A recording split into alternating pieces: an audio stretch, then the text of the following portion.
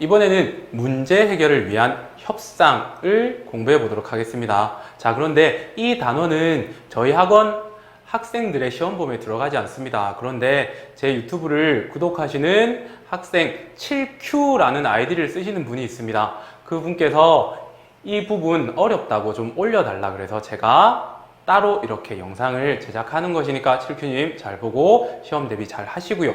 혹시라도 다른 친구들도 원하는 수업이 있으면 한번 댓글을 달아서 이렇게 저한테 알려주세요. 그러면 제가 할 수 있는 부분에 대해서는 최대한 영상을 만들어서 올려드리도록 하겠습니다. 자, 그러면 한번 시작해 보도록 하겠습니다.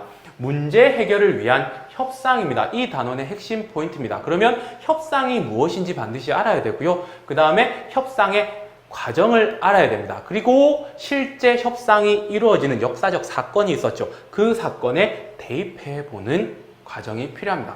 그래서 조금 어렵게 느껴졌을 겁니다. 자, 그러면 주제 보면 협상에 대한 이해라는 거죠. 협상의 개념, 목적, 과정, 협상의 중요성 이렇게 되어 있는데 이 단원에서 나올 수 있는 부분은 바로 과정, 이 부분이 되는 겁니다. 그래서 특징 보시면 협상의 개념과 목적, 과정을 알기 쉽게 체계적으로 설명하고 있다 그랬는데 제가 협상의 개념 부분, 과정 부분을 과감하게 생략했습니다. 뒷부분이 원체 길어서요. 그러면 협상의 개념이 뭔데요? 간단하게 설명하고 넘어가겠습니다. 갈등 상황에서 상대방과 내가 타협, 조정하는 겁니다. 끝났습니다. 그 다음에 두 번째, 소선영과 서희의 협상을 예로 들어 협상의 중요성을 강조하고 있다. 겁나 중요합니다. 전쟁 안 하고도 공짜로 땅이 얻어질 만큼 중요하다라는 거죠. 이게 여러분들을 힘들게 만들 겁니다. 이 부분을 제가 배울 협상의 과정과 접목시켜서 한번 수업을 해보도록 하겠습니다. 자, 그러면 협상의 과정 크게 세 가지로 나뉩니다. 먼저 갈등의 원인을 분석해야 합니다. 협상의 개념에서 갈등 상황에서 타협 조정한다라고 했잖아요. 그러면 그 갈등이 일어난 원인을 첫 번째로 분석해야 되는 거죠.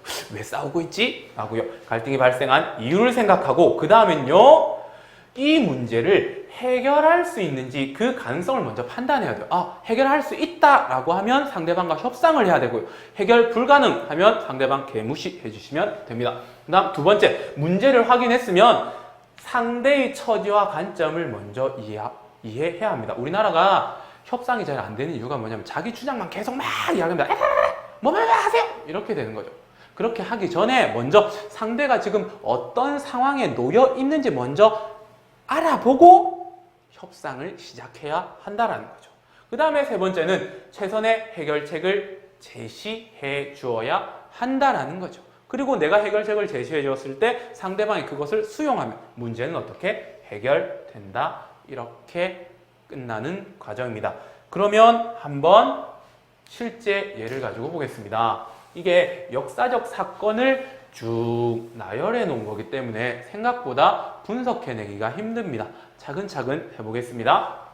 고려 성종 12년에 거란 장군 소선영이 80만 대군을 이끌고 고려를 침입하는 사건이 벌어진 겁니다. 그러면 이게 바로 뭐가 되겠습니까? 갈등이 되는 거죠. 갈등 상황에 놓였습니다. 그러면 협상을 하기 위해서는 왜 이런 일이 벌어졌는지 갈등의 원인을 분석해야 되잖아요. 한번 보겠습니다. 거란은 원래 만주에서 일어난 나라로 중국 북부 지역까지 세력을 넓히고 있었고 송나라와 싸워 중국 대륙을 차지할 생각을 가지고 있었다. 세력을 넓히는 과정 중에 송나라와 싸워서 중국 대륙을 차지할 생각을 가지고 있었다. 자, 거란은 송나라와 전쟁을 하기 전에 송나라와 교류가 활발한 고려를 먼저 제압해야 송나라가 고려와 힘을 합해서 자신들을 공격하지 못할 것으로 보았다. 자, 거란이 고려를 침입한 의도입니다. 자, 제가 지도를 잘 못 그리는데요. 이렇게 되어 있습니다. 이렇게 그려볼게요. 이거를 우리나라라고 해볼게요. 그러면 여기가 거란이고 여진이고 그 다음에 여기가 바로 송나라입니다. 여기가 고려잖아요, 고려. 근데 고려, 거란 맞붙어 있는데 얘네들이 이렇게 친하게 지내고 있어요. 근데 얘는 얘를 쳐야 돼요. 그러니까 얘를 치러 가면 얘가 이쪽으로 공격할까? 그게 두려운 상황이다라는 거죠. 이해되겠습니까? 자, 그 다음 보겠습니다.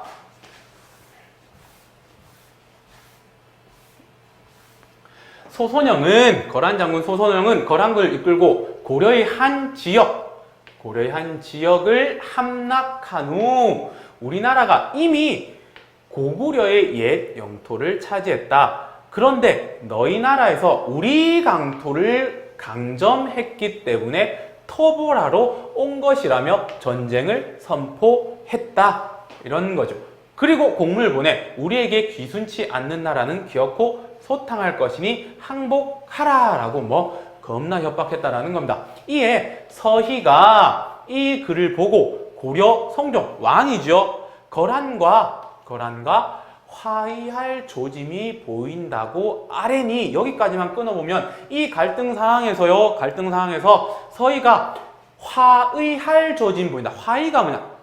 뭔가 문제 해결 가능성이 있다라는 것을 본 겁니다. 여기에서 문제 해결 가능성을 확인한 거죠. 확인했으면 뭐 해야 됩니까? 타협, 조정, 협상해야 되는 거죠.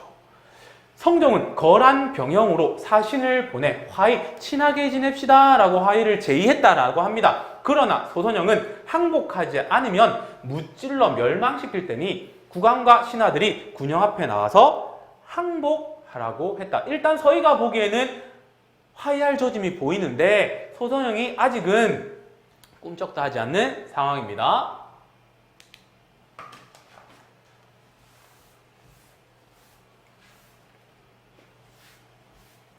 자, 이에 고려 송정이 이 어마어마한 전쟁 상황에서 고려 왕이 여러 신하를 모아놓고 의논했다. 어떤 자는 항복을 하자고 하고 어떤 자는 고려 북쪽 땅을 일부 떼어주자고 했다. 성종이 땅을 일부 떼어주고 화해를 청하자는 의견에 찬성하려 하자. 여기까지만 끊어보면 왕과 신하의 태도를 보세요. 서희를 제외한 왕과 신하의 태도를 보세요. 어떤 상황입니까? 쫄았다라는 거죠. 거란의 쫑검이다. 그래서 땅 주고 우리 어떻게 해보자 라는 거죠. 굉장히 소극적인 태도를 보이고 있다라는 거죠. 옛날에 이런 것들이 되게 많았습니다. 아, 죄송합니다. 것들입니다. 진짜. 이에 서희가 주인공이 왕에게 거란의 동경으로부터 우리나라 안북부에 이르는 수백리 넓은 땅은 이전에 모두 생여진이 차지하고 있었던 것을 광종 때 다시 찾았던 것입니다. 이게 무슨 말입니까? 거란이 차지하고 있던 일부 땅이 원래 어느 나라? 우리나라 땅이다, 고려 땅이다 이런 뜻이 되는 거예요. 이번에 거란이 침공하려는 의도는 두 개의 성을 빼앗으려는데 불과하다. 우리나라 전체를 먹으려고 오는 게 아니라 요만큼만 차지하려는데 불과하다. 뭔 의도가 있겠죠. 오면 확 먹으려고 와야 되는데 두 개의 성만 빼앗는다. 그들이 고구려 옛 땅을 찾겠다고 주장하고 있으나 사실은 우리를 두려워하고 있는 것이다 라고 하면서 협상으로 문제를 해결할 수 있음을 아뢰고 이후 자원하여 협상에 나서게 된다. 자, 이게 협상의 과정 중에 어느 부분에 해당하느냐면요, 두 개의 성을 빼앗으려는데 불과하다. 누가? 거란이요. 이 상황을 보건대 우리를 두려워하고 있다라는 거죠. 이걸 통해서 뭘 알 수 있느냐? 상대의 처지를 지금 판단하고 있는 거죠. 이해한 거죠. 얘들이 사실 우리랑 진짜 싸우러 온 게 아니다라는 거죠. 이유는 뭐였습니까? 얘들의 목적은 송나라를 치는 거라고 했잖아요. 그러니까 이 고려를 어떻게든 묶어두거나 하기 위해서 온 거라는 것을 서희가 완벽하게 파악했다는 거죠. 이게 협상에서 상대의 처지, 관점을 이해한 상황과 연결된다는 거죠. 그래서 협상으로 문제를 해결할 수 있다. 해결 가능성이 보인다라는 거죠.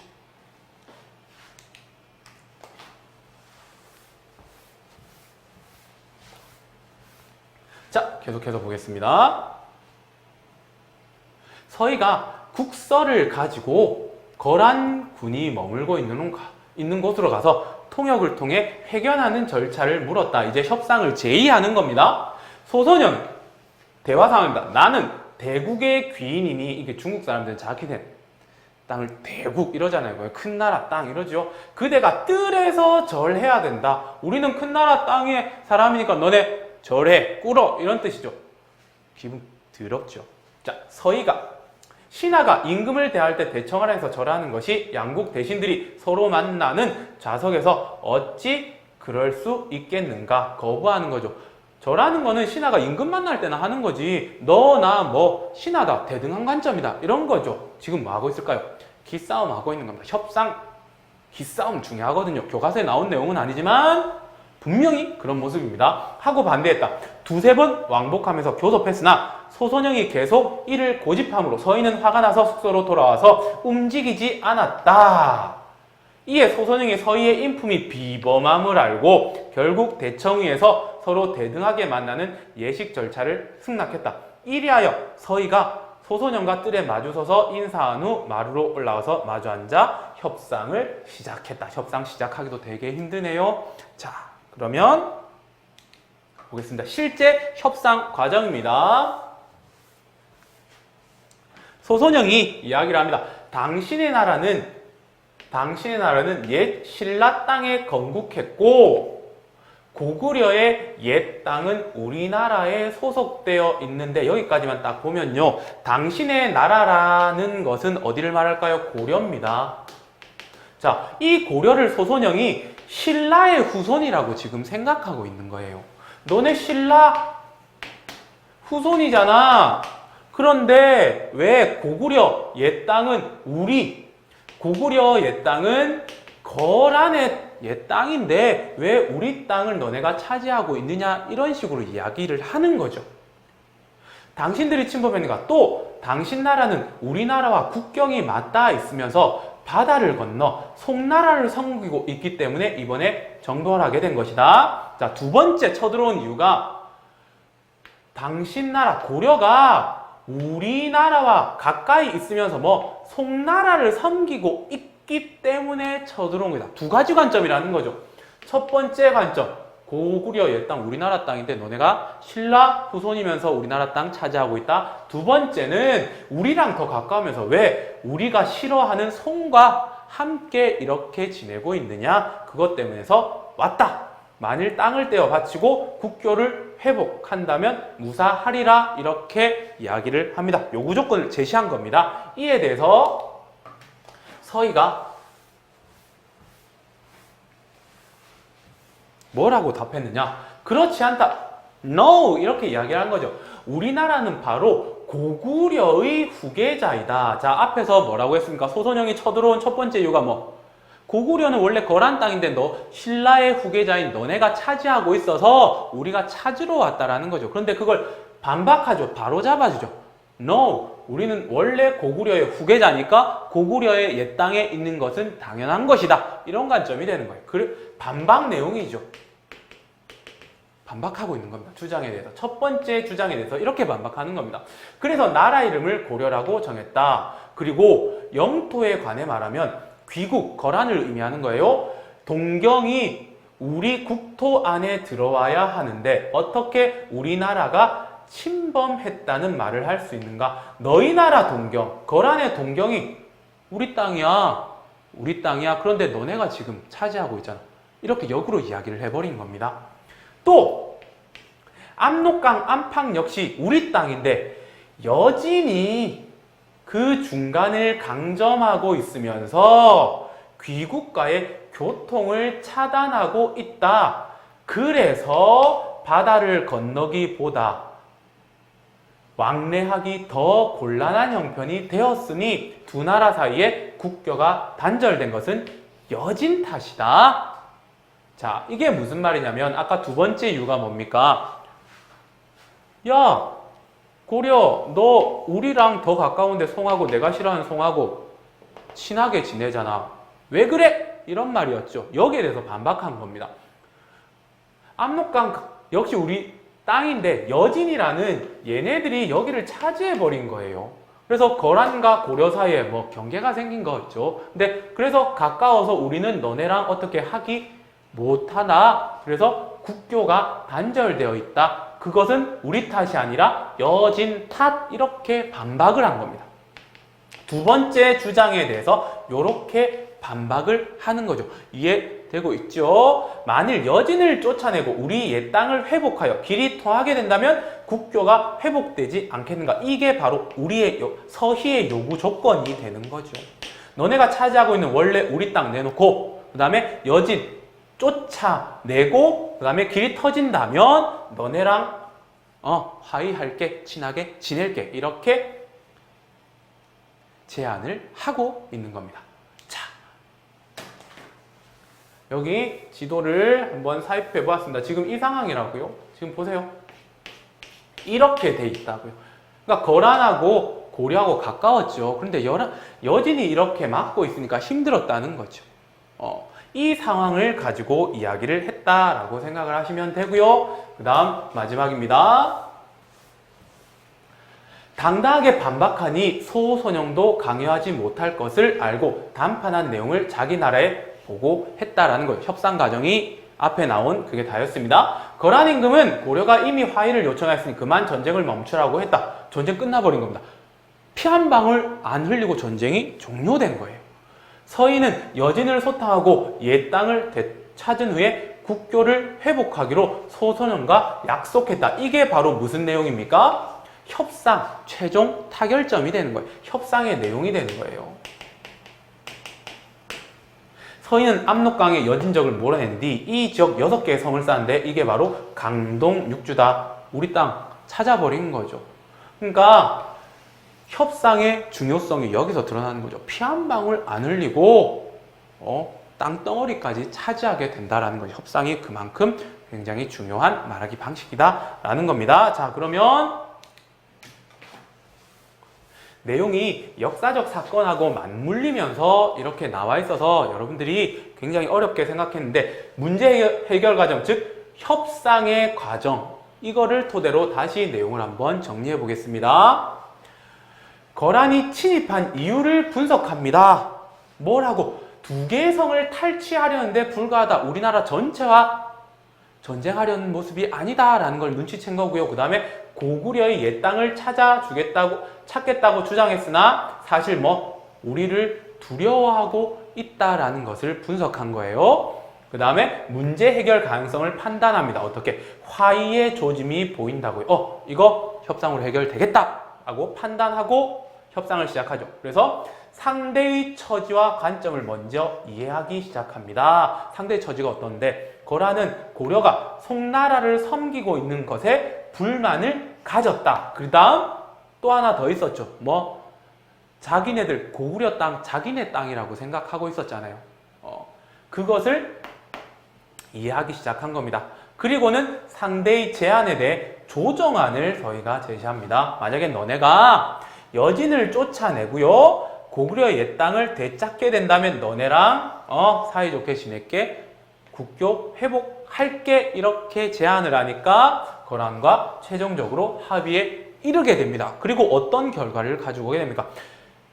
가시인 여진을 소탕해버리죠. 그 다음에 옛 땅을 되찾게 되었다라는 거죠. 엄청난 결과를 가져오게 만들었다는 겁니다. 무엇이요? 협상이 말입니다. 자, 이 단원에서 출제 포인트는 협상의 개념과 과정, 기본적인 지식이고요. 그 다음에 그 과정에 따라 본문의 서희의 협상 과정을 이렇게 분석해서 이해할 수 있어야 하는 겁니다. 자, 지금까지 문제 해결을 위한 협상 복습해 보았습니다.